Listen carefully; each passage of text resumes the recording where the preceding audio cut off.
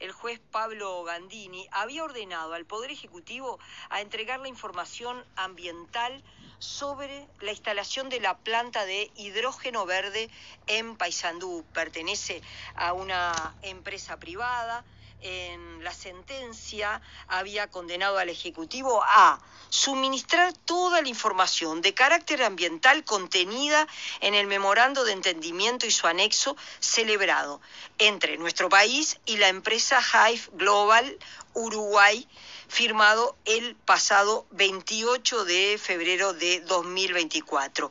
Presidencia de la República se había negado a acceder a un pedido de acceso a la información pública, alegando la existencia de una cláusula de confidencialidad. Y para hablar sobre quienes hicieron esta demanda de informaciones, que es un gusto ya tener en los estudios a Raúl Viñas, uno de los firmantes, integrante de MOVUS, Movimiento por un Uruguay Sustentable. Bienvenido, Raúl, ¿cómo andás? Un gusto tenerte por acá.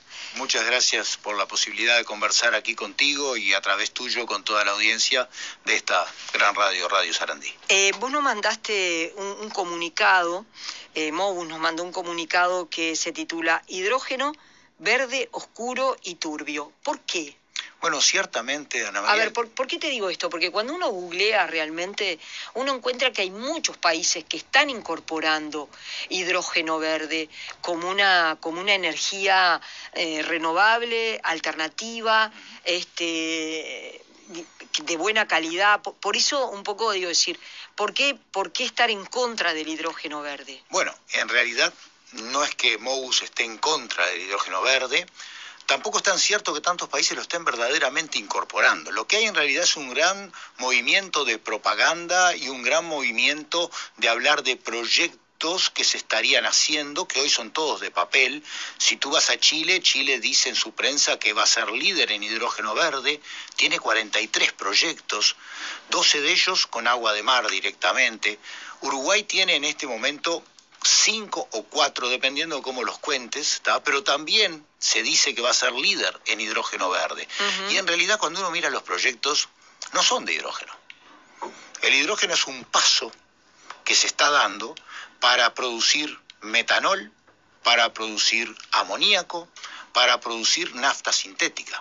Porque en realidad el hidrógeno de por sí, ese gas que forma incluso parte de la atmósfera pero en muy pequeñas cantidades y que no lo encontramos casi nunca solo, lo encontramos mayormente en nuestro planeta. ¿En qué forma? En forma de ácidos, en forma de hidrocarburos, en forma de alcoholes y en forma de agua. Ese es el hidrógeno que tenemos en nuestro planeta. La onda esta del hidrógeno verde es una onda, digamos, que viene formándose desde Europa. Europa necesita fuentes de energía y además tenía previsto antes de la guerra entre Rusia y Ucrania, de la invasión de Ucrania por Rusia o como la queramos denominar, la operación especial, si le hacemos caso al otro lado. Bueno, antes de esto los planes eran la sustitución de los hidrocarburos a base de petróleo por hidrocarburos que fueran carbono neutral. En nuestro país aterrizaron estos proyectos que de entrada uno podría decir son bienvenidos. Todos aparecieron a partir de una hoja de ruta del hidrógeno verde que hizo nuestro país, la cual lamentablemente tiene algunos errores verdaderamente increíbles, ¿no? Como por ejemplo, habla muy bien de que Uruguay dispone de mucha agua dulce. Los que estuvimos el año pasado en Montevideo no estamos tan seguros, ¿tá? Pero dispone de gran cantidad de agua dulce. Habla del sistema de lluvias. Hay como una cuestión allí de si el agua es un problema o no es un problema para nuestro país. La empresa, yo estaba leyendo también, quiero citar porque es del semanario Búsqueda, que la empresa señala en la audiencia pública en la que participó que en realidad lo que se utilizaría de nuestra agua, lo que la empresa necesitaría sería un 0.01%, es decir, una cantidad ínfima. Claro, o sea, una cantidad ínfima dependiendo de cómo contemos ese porcentaje, ¿no? En realidad, si hablamos específicamente del proyecto de HIF, un proyecto que nosotros lo tenemos muy bien estudiado, pero un proyecto en el cual nos está faltando mucha información, porque el Estado se niega a proveerla, lo que tú decías al comenzar la nota. el Estado ha llegado en este momento a algo que nunca nos había pasado, en un acceso a la información pública después de que se nos niega por cláusulas de confidencialidad que son ilegales en nuestra normativa. Vamos a la justicia nos da la razón y nunca nos había sucedido, Ana María, que el Estado no cumpla con la sentencia. Y por eso paga una multa de 35.000 pesos por día. El Estado de entrada lo que hizo fue no cumplir con la sentencia, ¿no? Y después se negaron a cumplirla. El juez ahora les manda esto que es una situación límite, que al Estado se le imponga por parte, o sea, que al Poder Ejecutivo se le imponga por parte del Poder Judicial unas 30 para que cumpla con una sentencia. Es algo que no tiene precedentes hasta donde nosotros pudimos saber. No entregó ninguna información o entregó parte de la información. Como lo saca muy bien en su decreto ahora, declarando que la sentencia sigue firme, que el Estado tiene que cumplirla, el juez Gandini, el Estado hizo una serie de jugadas que son muy difíciles de entender. Durante el juicio se nos dijo, no podemos entregar nada porque es confidencial. Ante la presión, en cierta manera, o el interrogante del juez sobre, bueno, pero la confidencialidad no existe para los temas ambientales, dijeron, bueno, pidiéndole permiso a la empresa, veamos lo que acabo de decir, el Estado, el Poder Ejecutivo le tiene que pedir permiso a una empresa. Eso por meterse a hacer contratos, cosa que nuestros gobiernos no deberían hacer. Pero pidiéndole permiso a la empresa, podríamos entregar el memorando, pero no el anexo porque tiene información privada de la empresa. Nuestras reglas aquí en el Uruguay son muy claras. Si tú tienes algo que es privado, en una comunicación entre nosotros dos, algo que no quieres que se sepa, lo tienes que colocar aparte del documento normal. Va al costado, o sea, si queremos poner... Lo confidencial, decís vos. Exactamente, si queremos poner información financiera de que, bueno, para hacer tal proyecto voy a pedir un préstamo en tal banco y no quiero que la competencia sepa con qué banco voy a hablar. Eso va aparte. Acá está todo junto. Y está todo junto porque en realidad no hay gran cosa para ocultar, pero atendé cómo venía la mano. Dicen que pueden entregar el memorando, pero no el anexo. Y después, cuando se presentan a supuestamente cumplir la sentencia, que nosotros contestamos eso porque nos parece que no es así, que no se cumplió con la sentencia, presentan una información, pero presentan el anexo que decían que no se podía presentar y niegan el acceso al memorando que decían que podían entregar. Y el anexo que presentan, según ellos el anexo, nos presentan un documento del 15 de enero, el memorando se firmó el 28 de febrero, o sea, un documento de 45 días antes, que en ninguna parte dice ser anexo. Yo siempre que he visto en un documento algo que dice anexo, la primera carilla, la primera hoja, la tapa del documento dice anexo 1 o anexo 10, no importa. Uh-huh. Esto no dice nada. Y se nos presenta un documento de 70 carillas, de las cuales solo son legibles 14. O sea, un 80% tachado. Con la ridiculez, y lo digo así directamente, de que tacharon hasta el índice. Entonces, tú te encuentras un punto que te lo dejan ver en la mitad de una hoja que dice punto 4.6. Entendemos que debe ser del capítulo 4, el sexto ítem, pero ¿cómo se llama el capítulo 4? Eso es confidencial también, eso no lo podemos saber los ciudadanos. O sea, por alguna razón que no entendemos, se está ocultando la información. No que se quiere que la información se sepa. El juez de esta causa dice, el proyecto abarcará una superficie de unas 288 hectáreas en Paysandú y verterá una serie de efluentes al río Uruguay. Además, y esto aparece entrecomillado, de generar emisiones gaseosas con impacto negativo en el medio ambiente, según señala la sentencia de primera instancia del juez Pablo Gandini. Por otra parte, el juez describe que el proyecto en cuestión requerirá de hasta 40.000 hectáreas para proyectos de generación de energía eléctrica. Habrá riesgo de derrame y o fugas de sustancias químicas con impacto directo en la fauna y flora, sabana y bosques nativos, silvestres, tanto como en la vida de los cursos de agua afectados. Todo esto aparece entrecomillado, lo escribe el juez Pablo Gandini. Y está sacado de un informe de la propia empresa. O sea, ellos reconocen que tienen todo eso. Por eso cuando tú decías el hidrógeno verde tan limpio, tan lindo, esto no tiene nada que ver con hidrógeno verde. Capaz que algunos de los que nos están escuchando en este momento, tal como me pasó a mí en el liceo, hicieron el experimento de poner 2 polos de una batería en un recipiente con agua, con arriba de cada uno de ellos un tubo de ensayo, se hacía correr corriente eléctrica por ahí y de un lado se juntaba hidrógeno, del otro lado se juntaba oxígeno. Eso no representa tan grandes riesgos de entrada, ¿ah? Pero acá lo que se está haciendo es una planta que va a producir nafta sintética.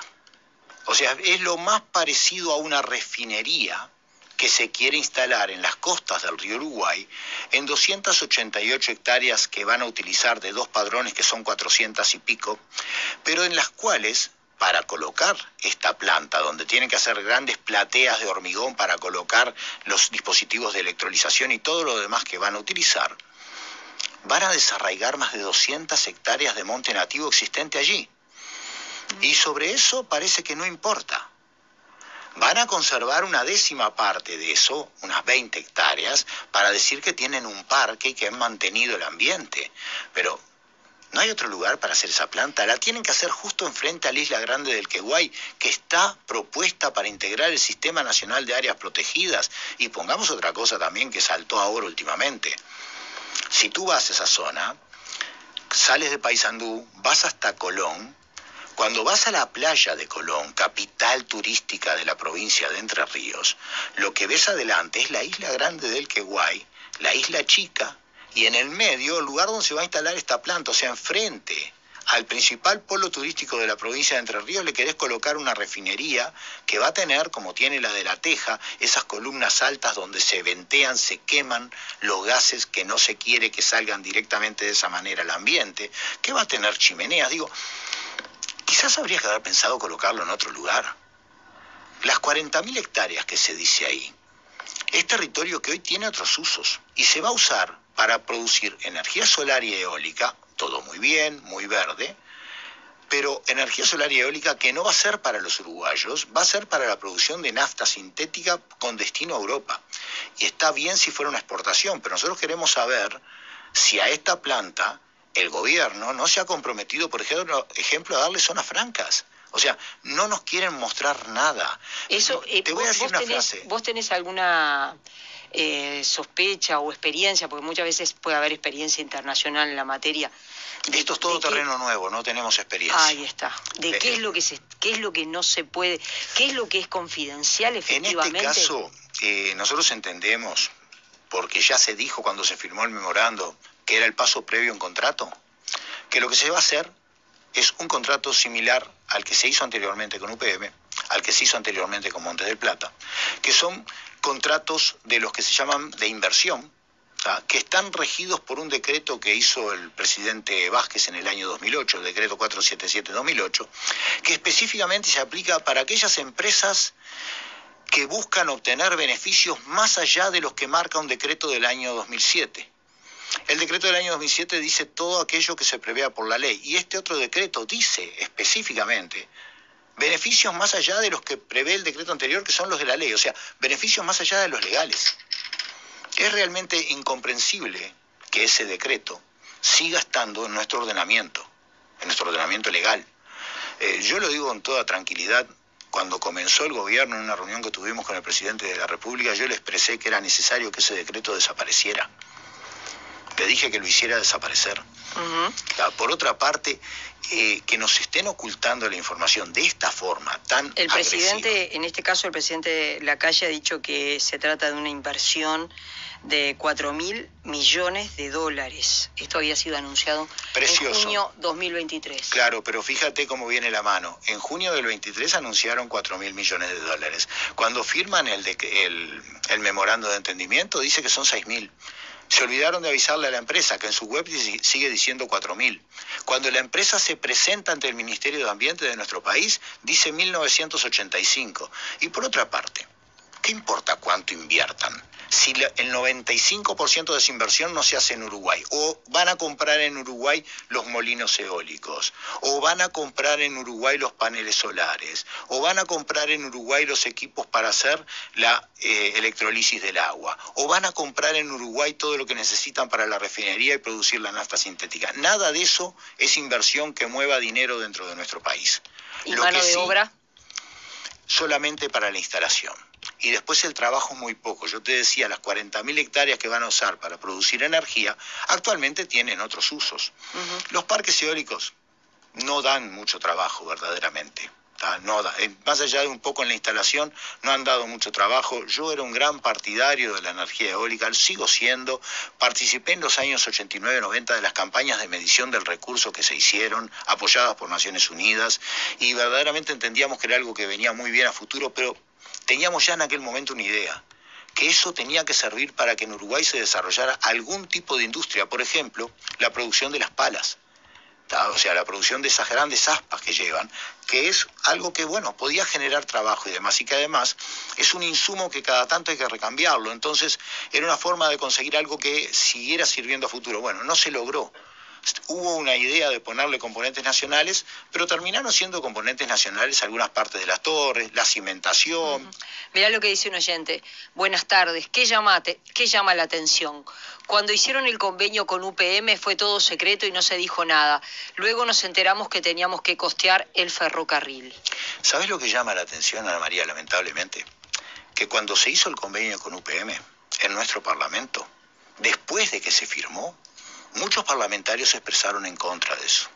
Muchos parlamentarios en el Senado, en una interpelación, se expresaron diciendo que el gobierno tenía la obligación de entregar la información a los ciudadanos, que no podía haber nunca más contratos secretos. Uno de los que se expresó de esa manera era el senador Luis Lacalle Pou. Hoy es el presidente de la República que está llevando adelante esto. Y hay una frase del presidente de la República que a mí creo que sirve muy bien para este caso.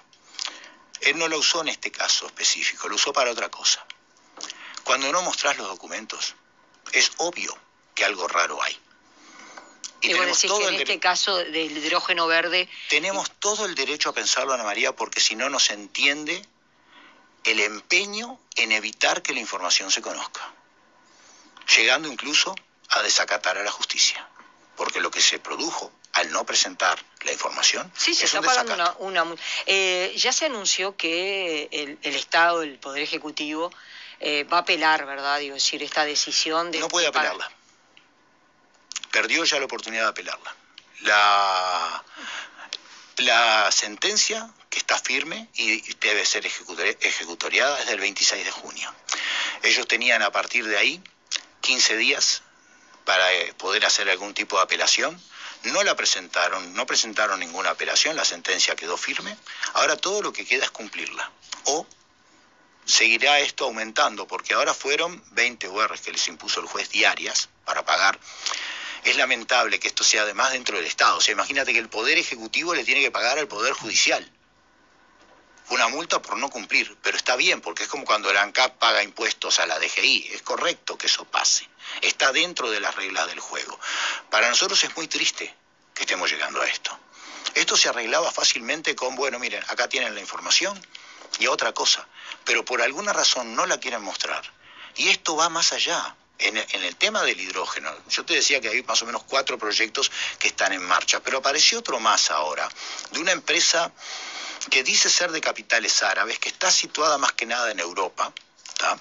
En España específicamente, que se llama Alfanar.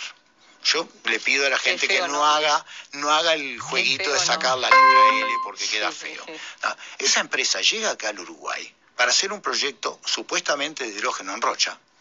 Se presenta de alguna manera con la UTE. ¿Y qué es lo primero que hace la UTE?